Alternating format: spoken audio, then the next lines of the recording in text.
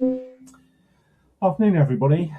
This is Dan Johnson, the Principal of Equitable Law, and I thought I would just very quickly do a completely unscripted talk this afternoon about something which has again cropped up in my particular workloads, talking to a client who's come back to me, who I was horrified to discover has a 7-year company director disqualification order in relation to themselves. Hadn't heard from them for a bit, and somewhat of a surprise to find themselves in that particular situation. This is something that I've been seeing a fair amount of, and colloquially these are known as Atherton schemes. And I first came across them a couple of years ago when people were approaching me asking me to look over company sale documentation. And then when I started to look at it, they were selling their companies for £1 and paying somebody to take their company from them. And these are companies that tended to have got themselves into quite some insolvency mess. And there was a fair amount of it over the COVID lockdown period, people who found themselves in very different trading arrangements from what they were used to. And they were promised an absolute get-out-of-jail-free card, which was for a relatively nominal, say, 5-figure payment. They thought that they could just wash their hands of a particular company and it would be gone and somebody else would sort all the problems out.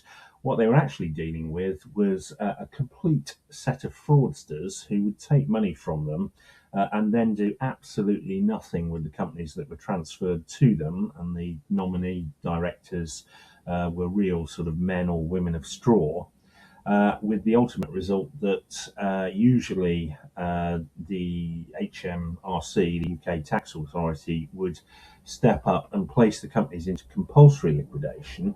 And then the prior directors of the company found themselves in much worse situation than even they had been at the point at which they handed these across to the fraudster. There's a lot of information online about Atherton schemes. Do have a look with a very basic web search. What has happened is that the relevant Insolvency Service, which is the government's department that deals with issues such as this, has been going after the shadow directors and really going for them with banning orders. This is one particular director called Taylor, who was one of the shadow directors, one of the nominee directors, one of the men of straw directors who was sitting on the client's company I saw this afternoon. Here's another one. This is Karen Mortimer. This is government's website again, saying that these particular men of straw directors have been struck off. But the good news is that it is possible to resist company director disqualification orders in these particular circumstances. Just to prove it, here is my redacted email from the Insolvency Service saying that this firm's client will not be investigated further in relation to matters. Particular circumstances there that I could play on or emphasise rather to ensure that director avoided not being able to trade for the next few years.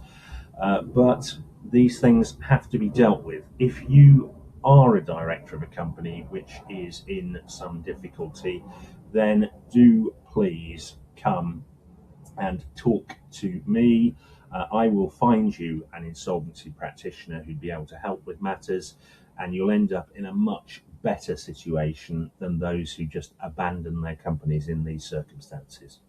So I hope that helps. I'll put, I hope, the links to this particular talk in the post that I put up in relation to it.